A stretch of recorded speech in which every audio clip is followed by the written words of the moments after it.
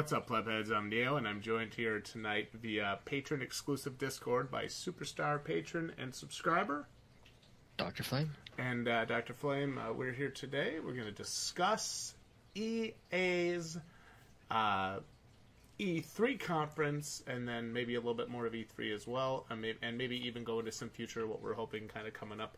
But Flame, you were messaging me all afternoon, talking to me about what EA was showing off, trailers, discussions, whatever the hell you want to call it, a little bit of everything. And your general tone to me appeared to be very, how do I say, trash. Trash, yeah, let down. Okay, go ahead and why don't you give your thoughts? And I'll let you take it from here. You know pretty much what needs to be talked about, what needs to be discussed. I'll just let you go from here. Take it away. All right. Well, so all we've seen so far is EA, and they showed off one thing that I felt like was new. I mean, not very exciting. They showed off a few of their sports games, which were sports games. They're nothing. They're lame. They're the same. They're Call of Duties. They really are. Call of Duties with new rosters, basically. Yeah. They started the presentation off with like a little compilation, though, which was interesting, and a cool animation with Anthem as like the forefront. But the first thing of content they went over was for Battlefield 5 being, as they said, Royale for World War II. And yeah, I don't think that's going to end very well. It'll be interesting to see it in game though, a battle royale. Now, is there an actual campaign, or?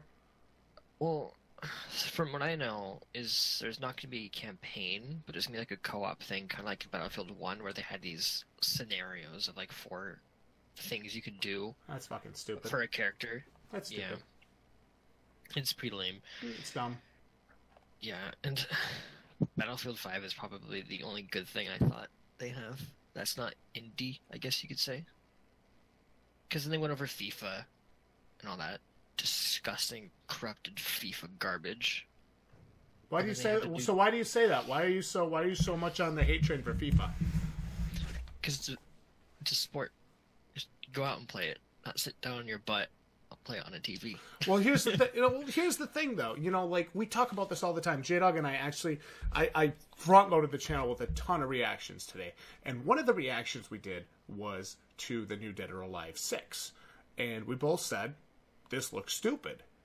Not because we think the game will be bad, but because it's just another example of a company reselling you the same shit you've bought already with maybe a couple different characters, new skins, and maybe a couple new arenas. Right. So, like, to me, FIFA games, I've played them. They're fine. It's not that they play bad. It's not that they're bad games, inherently bad games. It's that it's the same thing you've played already. It is. It's new roster, same thing you played. Yeah, it's the 19th version of something we've played already. And here's the thing. Like, some people are going to watch this and say, oh, you guys are just talking shit about FIFA. You guys hate FIFA. Fuck you guys. It's nothing to do with hating the game FIFA. It's just everything to do with pointing out, look, guys, you're buying the same thing you bought last year. There is nothing new. Maybe a couple new names, but for the most part, I think it's one of the biggest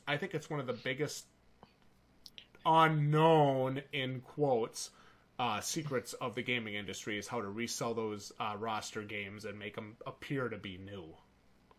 Yeah, I mean, I understand there's some folks out there that they literally buy a PS4 or Xbox just for those FIFA, Madden, and NBA and all that. And I'm totally fine with that. I would never make fun of somebody for that, but I would absolutely say, hey, look, same thing. You are buying the same thing you just bought. You're like, I know you're going to get into this. We're going to get into a couple new titles that were announced and stuff. But I looked through that list of games you sent me, and other than maybe Sea of Solitude, which we'll get into in a minute here, other than that, there was not a thing on that list that made me go, man, am I excited?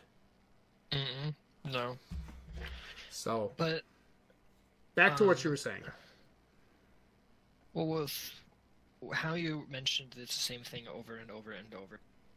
EA also mentioned in their press conference that they're going to be introducing this like Origin Access Premium, I think it's called. Yeah. Where it's going to be a subscription service where you can play games from the cloud, kind of like PlayStation Now is. And I think it's a pretty cool idea.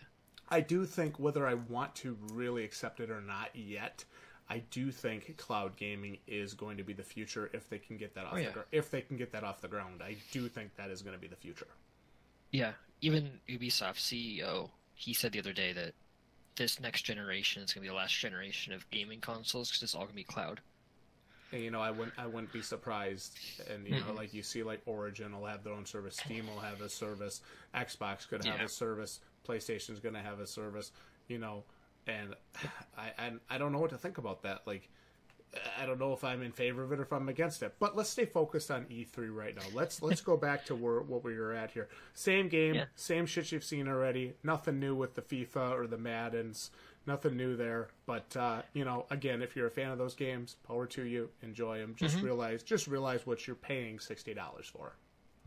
Yeah. But honestly, one thing that would make me interested in those games, though, is if they actually made those games as an online service, like what they're trying to do with GTA Online, where you pay like maybe once a year for it, and they just give you the next year's content, the next season, new players, new teams, and all that. Yeah, we always talk about that. Like, at this point, why isn't Battlefield and why aren't Call of Duty games just a fucking subscription service? You're going to release one game a year. Why don't you just make it a subscription service, $60 a year or $90 a year, play any of the games, and just get the newest game on launch night? Yeah, that'd be so much more appealing. Then, I don't know. Sometimes I wondered. I just wonder sometimes. Yeah, but aside of the sporty stuff, they had a developer from, is it Respawn? I think it's called. It is, talking about the new Star Wars game. Yeah, he didn't say much about it besides between two movies, episode 3 and 4, I think he said. And they said holiday 2019. Yeah, holiday 2019. And there's Jedi Fallen Order. I actually think thinking about what they might do with it is a really cool idea, because you can get the nitty gritty, dark part of the Star Wars franchise, which is very much needed. That's what I loved about Rogue One. They need more dark Star Wars stuff out there. Yeah, I don't disagree with you. I think after the Battlefront fiasco, I think after the disappointment, but I saw you, and you made a good point today. EA straight up said, "Hey, we fucked up. We screwed this up." Oh yeah. And it was, what? It was about time you see a company come out and say that. But what else could they have really said? Their fans basically told them, "Fuck you." And this is people that are loyal Battlefront players. It's disappointing to see that happen. But as a gaming community, Jdog and I talk about it all the time. It's about time we get a victory. It's about time that we stand up for ourselves and say something. Absolutely. So I was happy to see that the gamers aren't just basement-dwelling pussies, basically. So it was nice to see. And I mean that. I mean that seriously, because I like it when the community gets a win like that. That was a big win, too. Oh yeah. But I was glad to see them own up to it, and if they're involved, which it looks like they're going to be, if it's being discussed at the EA conference, if they're going to be involved in Fallen Order, I really hope that they learn from their past transgressions, and I really hope that they are able to be better for it with the new product. Yeah, I would love to see that. And I want to see campaign and story, not just stupid-ass multiplayer. I don't give two shits about that. Give me a reason to play your stupid game. Don't make me just sit there and fight people online all day. I have PUBG if I want to do that. Yeah, I really hope it's single-player. Kind of like those one games they recently had, Force Unleashed, how it's really oriented around single-player. I really want to see that. I played that with my friend. Force Unleashed was actually pretty decent. Was it the best game ever made? Hell no, but it had some good concepts. Hey, this channel's all about no BS, Flame. You know that. Yep. You know that better than anybody. I don't ever expect you to hold back. And even when we do these discussions, if I say something that you don't agree with or that you think is out of place, feel free to correct me, because I always want to know how you really feel. I do not want this to become a, oh, the Balding Plebs said it, so I have to believe it. That's stupid. Don't ever act like that.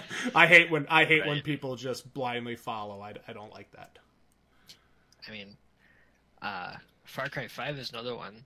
You aren't a huge fan of it, but I've put in a good 50 or so hours in it. Yeah, but and I go back to the review we did for Far Cry 5 where we sat down and discussed it.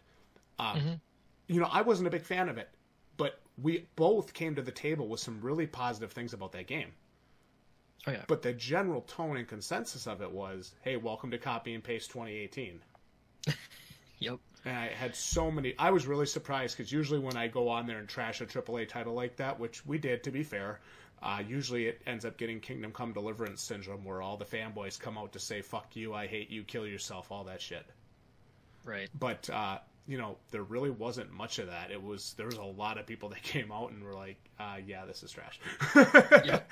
But if you like it, you like it, and I always advocate for this. You should play the games you like. Just don't expect me to like the same stuff you like, and don't expect me to feel the same way. Right. So, where you mentioned that EA said that they basically they screwed up and they admitted it. They even said at the beginning of the Battlefield 5, or it was part of the Battlefield 5 area, they also said that there's not going to be any premium pass and there's not going to be any loot boxes, and they put a lot of emphasis on that. Good, there shouldn't be. They don't need that. Mm-mm. And if you're going to have that, give me the game for free. Yep. And then when Battlefront 2 came out onto the stage, they also mentioned that when they release it, all the new content they're bringing out, that they're sorry that it was a rocky start. That's basically what they said. I heard it. I watched it. It was an enormous, gratifying victory. Yeah, but, dude, how, for them to not acknowledge that would be arrogant beyond all belief. Oh, yeah. That'd be a warhorse style of doing things. Yeah. Trying to make excuses for why your product was shit. Mm-hmm. Don't do that.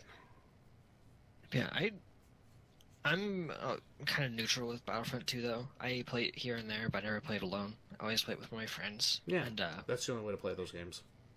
Yeah, they have... It's a decent game. It has the bones and all that, but I kind of am interested in what they're going to be bringing. They're going to be bringing, like, General Grievous. Yep. Is it Skywalker? Is he coming too? Skywalker, Obi-Wan, and Grievous, yep. Okay, that's what I gathered from that. I was clicking through it, and I heard all three of those names. So, I mean, here's the thing. If you're a Star Wars fan, I feel like the Battlefront games are for you, no question. They're fantastic for that, yeah. For me, if I sat down, like, if I came over to your house, hang out with you, I'd be like, yeah, let's play some Battlefront. And we'd jump in and play a couple rounds. But if you weren't going to play with me, I wouldn't play it. I'd be like, no, I have no interest in it. You'd get bored in minutes. Yeah. And it's not that, again, it's not that I hate Star Wars. I love Star Wars. I grew up with it. Christ, my uncle knew Darth Vader was Luke's father before it was ever announced that it was Luke's father. We were talking about Darth Vader, and Murph says to us one day, "Oh, it says that's going to be Luke Skywalker's father." And we're like, "How do you know?" We went to the movie when it first came out in theaters. Luke, I am your father, and we both look at our uncle like, "What the fuck?" Like, how did you know this? But here's the thing. Like, I grew up with it, right? Like, I love Star Wars. I enjoy it. I'll watch some movies. But I don't have to play a game, a multiplayer first-person shooter with Star Wars. I don't like multiplayer-only games as it is. Right. Yeah, it's iffy on there. Deathmatch is touch and go for me. You know what I mean? Mm-hmm. Yeah. They actually have a really cool feature they recently added called Ewok Hunt. Yeah, I saw that. The hunt mode or whatever, where you get with the Ewoks and stuff. Yeah, I saw some of that too. It's stupid, and it's fun. It's very stupid, but it's really enjoyable. Cool. But besides that, they showed off Unravel 2. Yes, which Jdog and I did a reaction for, and actually looks pretty freaking cool. Yeah, it looks like it's going to be a nice touch into 2D side-scrolling platforming games. Did you Looks like see? it'll be a really nice touch. Were you watching the gameplay with the grouse that was chasing them, the bird that chased them? Mm-hmm.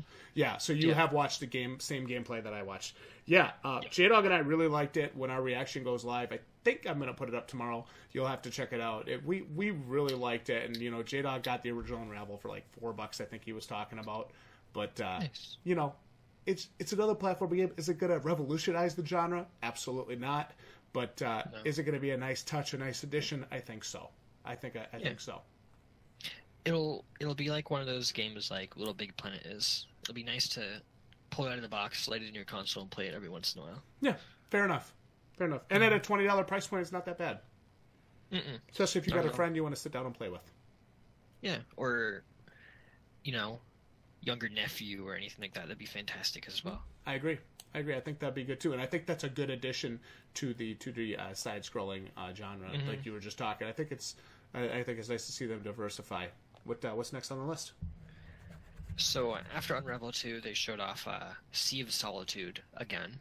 They originally talked about it 2 years ago, but EA seems to be picked it up as they did with A Way Out last year as a EA Originals is what they're calling them. They're going to have one every year, and it looks kind of like the Edith Finch game. It looks like it's going to be a really emotional story. And it looks it's really gorgeous. Jdog was talking how it reminded him a lot of Faye, which is another EA original. And it's another one of them platforming games, another one of a very, we kind of discussed, very story-heavy game. Looks interesting. I love the creature in the water. I think that's awesome. Yeah. But do I day one it? Probably not. No, I'd probably grab it in a sale when I'm bored and have nothing better to play. Yep. But you know, again, I'm not detracting from the game, not belittling the game in any way. Just saying, I don't know if it's a midnight launch, Taco Bell, Monster Vodka, camp out kind of game. You know what I mean? No, I'm being serious. Yeah. I don't know if it's a camp out kind of game. I think it's get it casually on sale, $5, $8, you know, whatever. Just like Unravel 2, yep. Yeah, seriously, like I don't know if I saw anything today, maybe other than Anthem, that really made me say, "Oh boy," you know. And even Anthem, you know, I'm just like I'm still not like, I have to play it day one. You know, I'm still not jacked out of my mind for it. I don't know. Maybe I'm just, you know, sometimes people say to me like, well, you're just old and sour on gaming, but I'm not. Like I YouTube every freaking day. I do videos every day. I'm obsessed with just bringing you guys honest content, and I don't know if I'm that excited for it. Could it be cool? Absolutely. And I think for EA, it needs to be good. It needs to be awesome. And it needs to be really exciting. Because if it's not, I don't know what the future is for EA. I feel like they're kind of stuck in a rut right now, especially, like we say, after the whole Battlefront fiasco. Oh, yeah, absolutely. I mean, how long can you rely on Battlefield to carry the team, on Battlefront to carry the team, you know? I mean, you need something. You need a big player. And maybe, you know, they talk about Anthem as having this... I'm kind of off topic, I apologize. They talk about Anthem as having this big breathing world that everybody experiences at the same time in the same way. And I think that's really cool. Oh, yeah. But how is it actually going to perform? How is it actually going to feel and play once we get our hands on it? That's what determines whether it's a total piece of trash or it's a game that, you know, you and me and Jdog and Rudy and Jordan and everybody else are playing together. That, to me, is the difference maker. Is it fun consistently? Is it like our Monster Hunter World? Do we have to go back to it and keep playing? Yeah, I absolutely agree. But from when they very first announced Anthem, I originally got really excited for it. Because I'm like, I'm a huge fan of Destiny and the whole Destiny universe and all that. It's a looter shooter that's really, really lore heavy, story heavy, if you want to go that way. Kind of like Monster Hunter. There's all this fun stuff, and then you can really get down in the gritty part of the lore, which Anthem seems like it's going to be great for. But I agree with you as well. I'm not that crazy excited because they haven't shown us enough of it yet. Listen, to where you play it with friends and have a really good time after the first week. you know, I talk about this all the frickin' time. Yeah, they had a cool, flashy cinematic trailer. Mm-hmm. And I understand how much money goes into that and how much production goes into that and all this other shit. I don't give a fuck. No. Sure, it looks great. That's cool. And even if your game looks great for gameplay, like if the actual graphics look great, awesome. But it has got to play and feel and everything else sound great all the time. And it's got to pull me back in. I've got to be at work thinking, God damn, I can't wait to get home and play Anthem with my buds tonight. Because if I don't feel that way, I don't pick that game up. You know what I mean? Over maybe like Code Vein or Monster Hunter World or a Pokemon I Choose You. You know, stuff like that. Mm-hmm. Absolutely. So it's really important to me that I don't think a game development company will ever see any of my videos. But if they ever do, it's really important to me that they understand that, yeah, we know those cinematic trailers are cool, but you've still got to deliver on D-Day. You know what I mean? Oh, yeah. When it comes... I mean... I don't know. I don't know sometimes. Because sometimes I think some of these companies miss that. Flashy trailers. Dr. Disrespect said it in a reaction. And I was really impressed with him for saying it. You can have the flashy cinematic trailers. You can have the cool IGN and GameSpot discussions. You can have all these fucking dick riders sitting in a circle talking about all these different game aspects. And I think there's a place for that. It's a business, and I understand that being a businessman myself. He was talking about how you can have all this shit, you can have all that stuff, but it doesn't mean a fucking thing if your game plays like shit and it sucks and it's trying too hard to be something. Mm-hmm. For sure. But also, where we've been getting most of trailers for games like Anthem as well has been at E3, which is a press/shareholder meeting. So shareholders are not playing the games. They want to see pretty parts of it, right?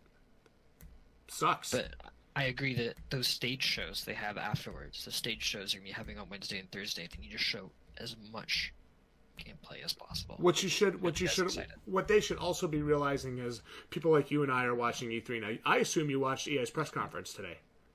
Oh yeah, I watched the whole thing. Are you a shareholder? No. I used to be. Are you a member of the press? Nope. Well, why are you fucking watching it then? You shouldn't be watching it. By that logic, you shouldn't be watching it. Yeah. The point I want to make with this is they should realize that people like you, people like I, and people like, everybody else out there on YouTube and on Twitch are watching and reacting to this. Show me something other than just a pretty trailer. Mm-hmm. Yeah, the community's been really mad about that for a very long time, I've noticed as well, the gaming community. That's why a lot of companies like Nintendo, for example, they don't do E3 anymore. They do their own directs, but they schedule them at E3 so they can be part of the bandwagon. Yeah. They don't do their conferences. They just do a direct that shows off their games. Sometimes they have cinematic trailers here and there, but they really focus on the games. They don't focus on showing them off to get more people investing in them. Look, hey, to me, when I just see a cinematic trailer, I think to myself, okay, all that tells me is you're too scared to show me gameplay yet. Mm-hmm.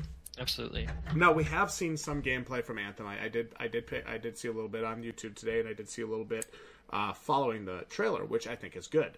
But we got to see more than that. I mean, I got to have more than 4 minutes. Yeah, it's a gorgeous world though, and it looks like it's going to be super interesting with like big boss battles. But I agree, we need way more. Yes, and I think you could be right on that. I think I want Anthem to be that next big living, breathing game that maybe will replace Destiny, because from what I'm hearing, I never played Destiny 2, but from what I'm hearing, Destiny 2 is kind of dead at this point. Compared to the first one, yes, it is. Yeah. So why did Destiny 2 flop so bad, if I can just break off the topic for a second? So, one thing that made everyone outrage about it is, so you may not know about this, but Destiny 1, they were hyping it up to be this, or Destiny itself, they're hyping it up to be a 10-year project, each game being 3 years. But the first one was supposed to be 2 years. But like a year and a half into the production, they're like, you know what, this game isn't going where we want it to go, so they rebooted it. 6 months before release, they dropped it with like almost no production in it. And it was a cut and dry empty game right at the start, from my understanding. I never played it at the start, so I'm not talking about experience here. But then they made the game better. They improved it into this like second year, and they made it even better. They're going to release Destiny 2 in the third year, but they didn't because they didn't feel like the game was complete again. So they released a DLC. And then they brought Destiny 2 out. And then they did the same thing. They cut the game, they trashed everything that wasn't what they wanted it to be, and only had like 6 or 8 months of development. It was the exact same repeat. Cut and dry, empty, grindable in like a week, and it was just not much to do. And it was the same exact thing. That's why a lot of fans are upset with it. And now they're fixing it with the Year 2 DLC, trying to make it more fun, I guess you could say. That's the biggest part of it. What did I want to ask you? I had something I wanted to ask you. It was about... The grind is not real. That's what it is. Well, if I remember what I wanted to ask about it, I'll ask you later on. But okay. Yeah, you're not the first person to tell me that. Let's keep going. Let's keep talking. Talk a little bit more. Tell me more about E3. So, Anthem was the last game they showed. And it does look pretty, to be fair. It does. Yeah, it is definitely their big game of the early 2019, because they gave it a release date finally. However, I'm going to have a little bit of a problem with that, because I do plan on picking up day one. But something else that comes out on February 22nd of 2019 is Days Gone, and I'm much more excited for that. Yeah, me too, considering it's a single-player story-driven game. Mm-hmm. And it's a new take on the whole zombie apocalypse. They're not zombies. They don't call them zombies. What do they call them?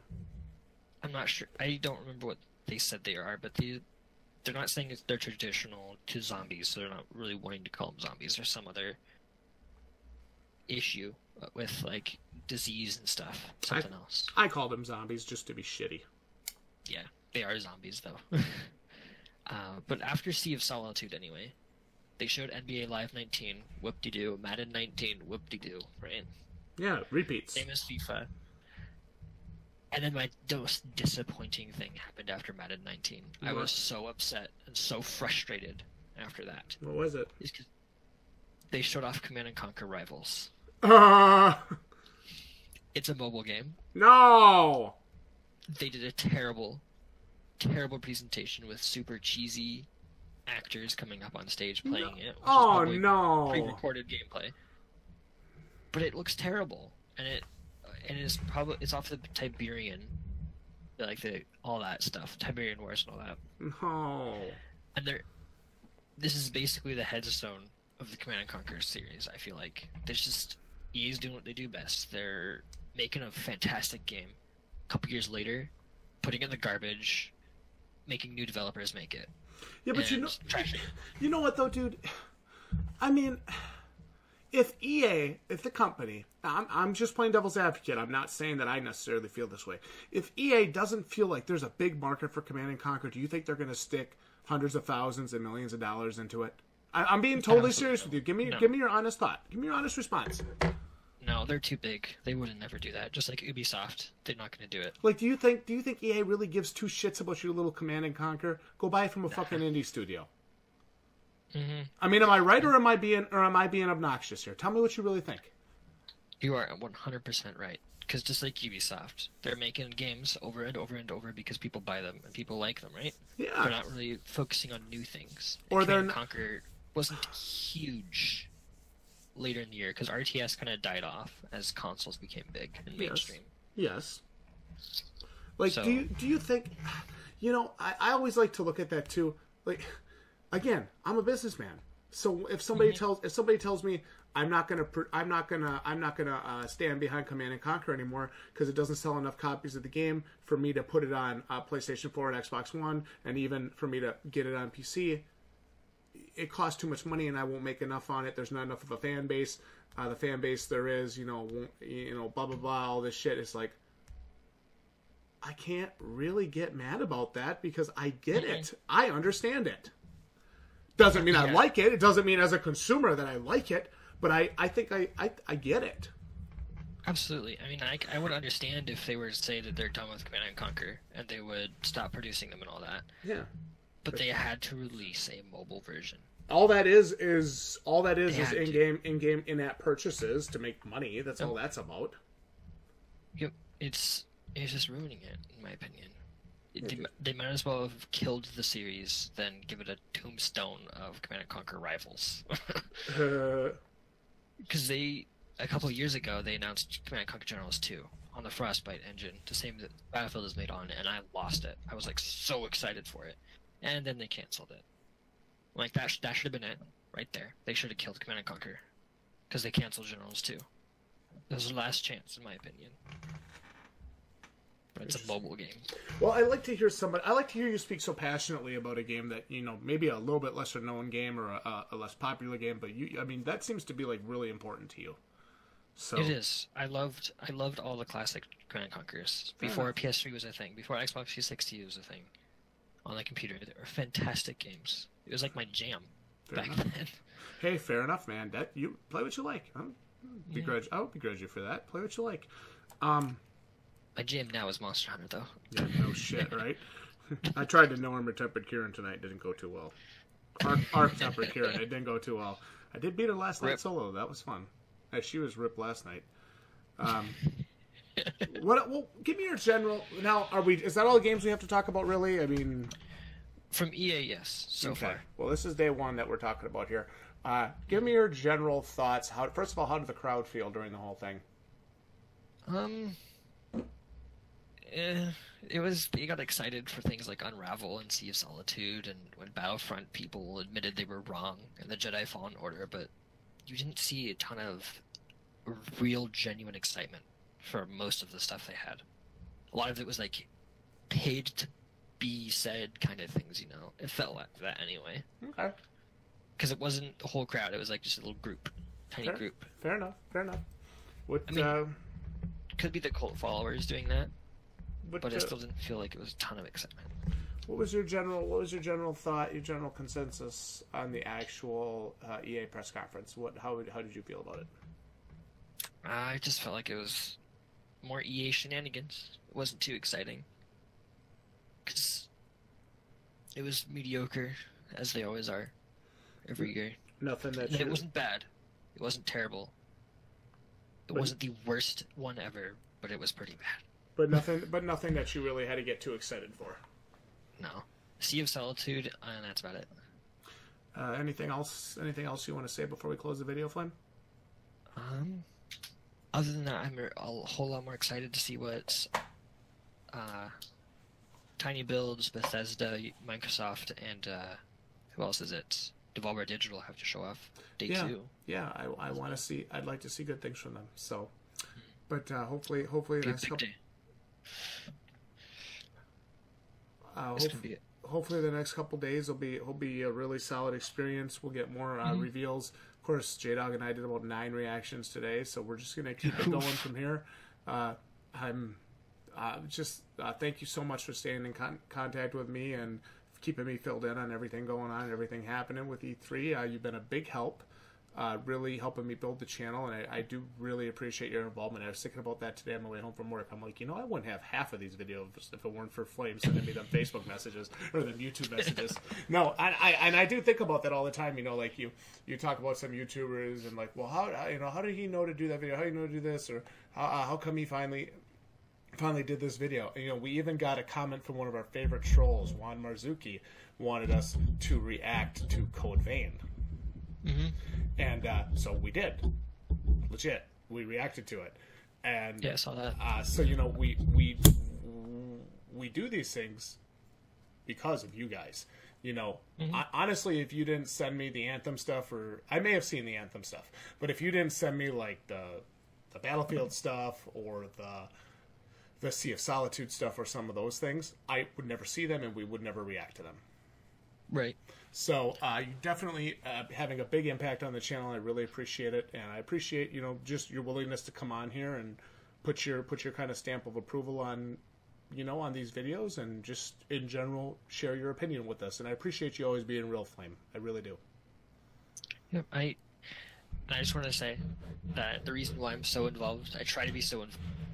Enjoy the content you guys create and the way that you're, no BS. Everyone is BS. It means a lot to me to have you come on here and say that. It really does.